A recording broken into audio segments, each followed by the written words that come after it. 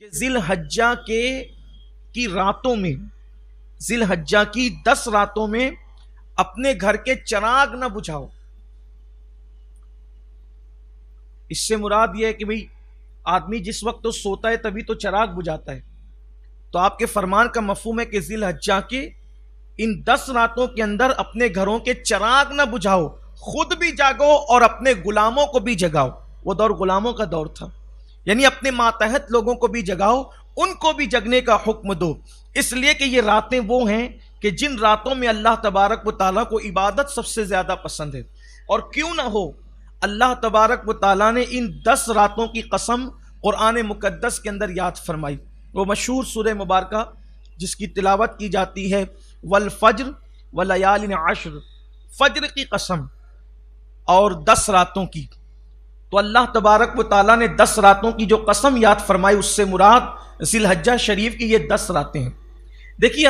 ہم لوگ جو قسم اٹھاتے ہیں، جو چیز ہمارے نزدیک عزت والی اور اہمیت والی ہوتی ہے، ہم اس کی قسم اٹھاتے ہیں، اور اللہ تبارک و تعالیٰ جس کی قسم کو اٹھاتا ہے وہ چیز عزت والی ہو جاتی ہے۔ تو جس چیز کی قسم اللہ نے اٹھائی ہے تو اس کی اہمیت ہمیں پتہ چلتی ہے کہ اس کی عظمت اللہ کی نگاہ میں کس قدر ہے کہ اللہ تبارک و تعالیٰ نے اس کی قسم اٹھائی اور اس کی قسم یاد فرمائی۔ تو اللہ تعالیٰ نے فجر کی، اس میں بہت سے اقوال ہیں، بہت اقوال ہیں، لیکن میں ان سارے اقوال کو بیان کرنے کی بجائے صرف 2 چیزیں، فجر سے مراد نماز فجر ہے۔ بعض مفسرین کے نزدیک فجر سے مراد نماز فجر ہے، اور راتوں سے مراد یہ 10 راتیں جن کی قسم اللہ نے قرآن مقدس کے اندر یاد فرمائی۔ آقا کریم صلی اللہ علیہ وآلہ وسلم کے دور پاک میں ایک جوان تھا، اس جوان کو گانا سننے کی اور اس کی طرف اس کی توجہ کچھ زیادہ ہی تھی۔ اس کی اپنی طبیعت میں یہ تھا کہ وہ گانا سنا کرے، موسیقی کی طرف اس کی توجہ ہو، یعنی یہ کہنے کہ وہ شخص بہت زیادہ نیک نہیں تھا، بہت زیادہ پرہیزگار نہیں تھا، لیکن اس کی اپنی ایک عادت تھی کہ جس وقت ذی الحجہ شریف کا چاند نظر آتا تو ذی الحجہ شریف کا چاند نظر آنے پر وہ پھر ان دنوں میں عبادتوں کا اہتمام کرتا، دن کو روزے رکھتا، رات کو اللہ تبارک و تعالیٰ کی عبادت کرتا۔ اس کا اپنا انداز تھا۔ اللہ کے حبیب صلی اللہ علیہ وآلہ وسلم سے جب اس بات کا تذکرہ کیا گیا کہ یا رسول اللہ صلی اللہ تعالی علیہ وآلہ وسلم، ایک جوان ہے اور جب وہ ذی الحجہ شریف کا چاند نظر آتا ہے تو خاص طور پر وہ ایسا کرتا ہے کہ وہ راتوں کو عبادتوں کا اہتمام کرتا ہے اور دن میں وہ روزہ رکھتا ہے۔ تو اللہ کے حبیب مصطفیٰ جان رحمت صلی اللہ علیہ وآلہ وسلم نے اس شخص کو بلا بھیجا اور فرمایا کہ اس کو بلاؤ۔ جب اس کو بلایا گیا تو آقا کریم صلی اللہ علیہ وآلہ وسلم نے فرمایا کہ اے جوان، کیا بات ہے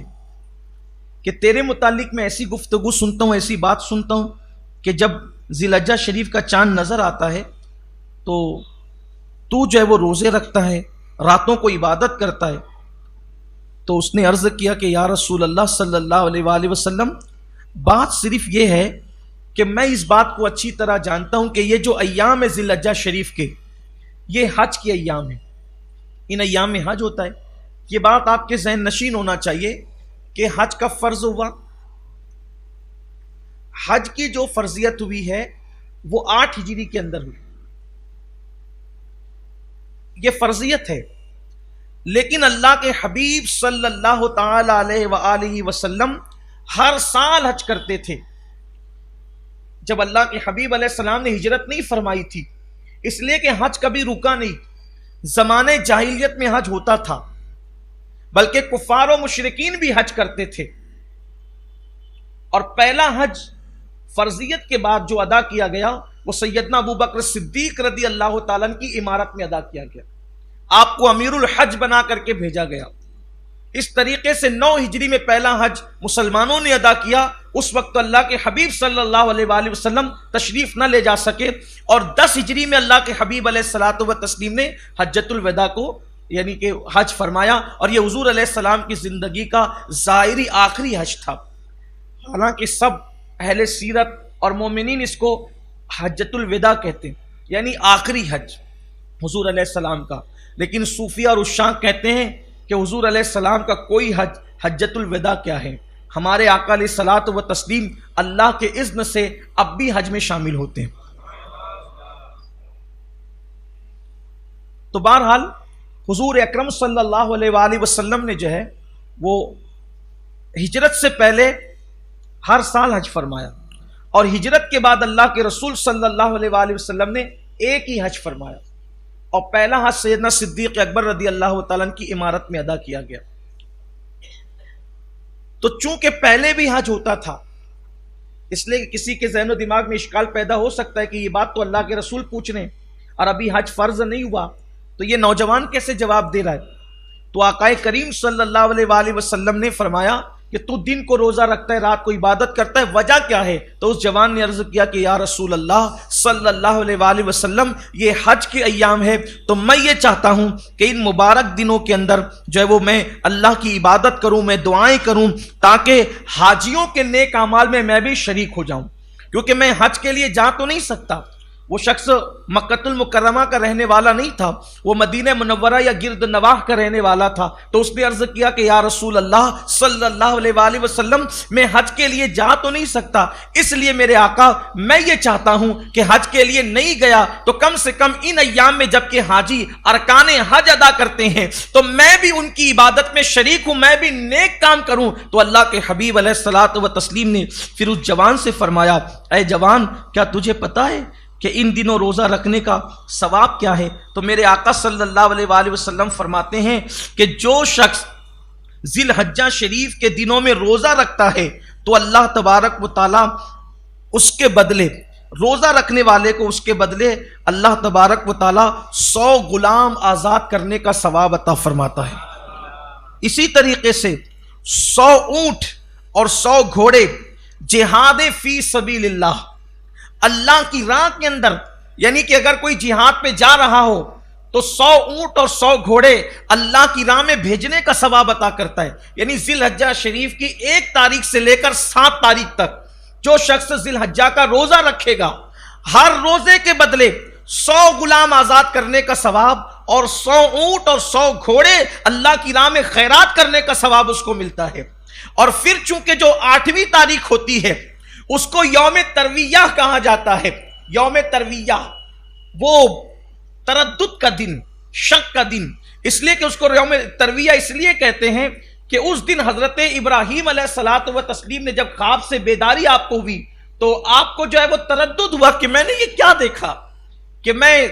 جو ہے وہ اپنے بیٹے کو ذبح کر رہا ہوں. تو آپ تردد میں رہے، شک میں رہے، گویا کہ آپ پر ایک تردد کی کیفیت تھی کہ میں نے کیا کیا، میں نے کیا دیکھا، یہ کیا کیفیت تھی. تو اس لیے اس کو تردد کا یا شک کا دن کہتے ہیں. تو وہ دن بڑا مبارک دن ہے، 8ویں ذی الحجہ کا دن. اور چونکہ اس دن کی خصوصیت یہ ہے کہ اس دن حاجی احرام باندھ کر کے منی کی طرف جاتے ہیں، تو اس دن کی ایک الگ فضیلت ہے. 1 ذی الحجہ سے 7 ذی الحجہ تک یہ الگ فضیلت کے دن ہے. حالانکہ یہ بھی قسموں میں شامل ہے، جن کی قسم یاد کی گئی ہے یہ بھی شامل ہے، لیکن 1 سے 7 کی فضیلت یہ ہے کہ جس نے اس دن روزہ رکھا 100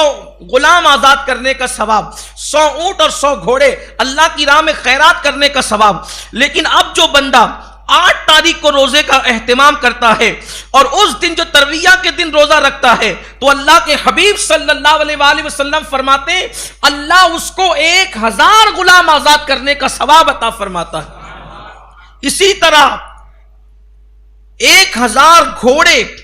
اور 1000 اونٹ اللہ کی راہ میں جہاد کے لیے بھیجنے کا ثواب اس کو عطا کرتا ہے. 1 سے 7 تک 100 کا عدد، اور 8ویں روزے کے لیے جو 8 تاریخ ہے اس میں اللہ کے حبیب علیہ الصلوۃ والتسلیم نے پھر 1000 فرمایا. اور پھر اللہ کے رسول صلی اللہ علیہ وآلہ وسلم فرماتے ہیں مگر جو عرفہ کے دن روزہ رکھے، یوم العرفہ کو، جو دن عرفات کا دن ہوتا ہے، عرفہ کے دن، تو جو 8 تاریخ کو ثواب ملے گا اس سے 10 گنا اور زیادہ اس کا ثواب بڑھ جاتا ہے۔ یعنی اگر آپ 10 گنا آپ بڑھا لیں تو پھر یہ آپ کہیں گے کہ 10,000 غلام آزاد کرنے کا ثواب، 10,000 گھوڑے اور 10,000 اونٹ اللہ تبارک و تعالیٰ کی راہ میں خرچہ کرنے کا اور جو وہ صدقہ کرنے کا ثواب۔ اسی پر بس نہیں، بلکہ میرے آقا صلی اللہ علیہ وآلہ وسلم عرفہ کے روزے کے حوالے سے فرماتے ہیں کہ میں امید کرتا ہوں کہ جو شخص عرفہ کا روزہ خلوص نیت کے ساتھ رکھے، اللہ تبارک و تعالیٰ اس کو 1 سال کے روزوں کا ثواب عطا فرمائے۔ جو عرفہ کا روزہ رکھے اللہ تبارک و تعالیٰ اس کو 1 سال کے روزوں کا ثواب عطا فرمائے۔ اور اسی پر اللہ کے حبیب صلی اللہ علیہ وآلہ وسلم نے بس نہیں فرمایا، بلکہ فرمایا صرف 1 سال نہیں، یہ 1 سال کا ثواب تو ملے گا اور گزشتہ 1 سال کا ثواب اللہ تعالیٰ اور عطا فرمائے گا۔ یعنی جس نے عرفہ کا روزہ رکھا اس کو اللہ تعالیٰ 2 سال کے روزوں کا ثواب عطا فرماتا ہے، اور اللہ تبارک و تعالیٰ اس کے گزشتہ گناہوں کو معاف فرما دیتا ہے، اور اس سے کہا جاتا ہے اے اللہ کے بندے اب تو نئے سرے سے نیا عمل کر، کہ اللہ تبارک و تعالیٰ نے تیرے تمام گناہوں کو معاف فرما دیا ہے اور تیرے تمام گناہوں کی مغفرت فرما دی ہے۔ اسی لیے صحابہ کرام رضوان اللہ تعالیٰ علیہ مجمعین فرمایا کرتے تھے کہ چراغ نہ بجھایا کرو، یعنی جاگتے رہا کرو، ان 10 راتوں میں جاگتے رہا کرو، چراغ نہ بجھایا کرو، اور جاگ کر کے اللہ تبارک و تعالیٰ کی عبادت کیا کرو۔ میرے آقا صلی اللہ علیہ وآلہ وسلم کے پیارے دیوانوں، لیکن آپ دیکھتے ہوں گے اور ہم بھی دیکھ رہے ہیں کہ آج کل عبادتوں کا وہ اہتمام نہیں ہے۔ اب لوگ فرض ہی نہیں ادا کرتے ہیں، فرض نماز کے لیے لوگوں کو دلچسپی نہیں۔ یہ لوگ کہتے ہیں کہ نفل تو ہے، یہ جو کہتے ہیں نا نفل تو ہے،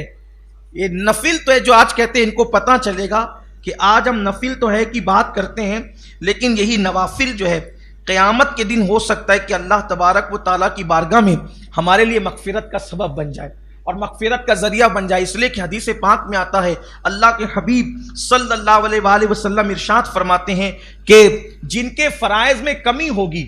یعنی فرائض کے اندر اگر کمی کی ہوگی تو اللہ تبارک و تعالیٰ ان فرائض کی کمی کو اللہ تبارک و تعالیٰ جو ہے وہ نوافل کے ذریعے سے پورا فرمائے گا، اور جن کے نوافل ہوں گے تو نوافل کے ذریعے وہ پورا کیا جائے گا۔ اب یہاں پر یہ ہوتا ہے کہ نفل تو ہے کیا کرنا، حالانکہ اگر ان دنوں روزہ رکھنا چاہیں تو رکھ سکتے ہیں، راتوں کو عبادت کرنا چاہیں تو کر سکتے ہیں۔ اچھا پھر یہ بھی نہیں کہ چلیں پوری رات کریں، اگر اللہ پوری رات توفیق دے تو بہت اچھی بات ہے، اگر پوری رات نہ کر سکیں تو کم سے کم عشاء کی نماز کے لیے جب آئیں تو 2-4-6 رکعتیں جو ہے وہ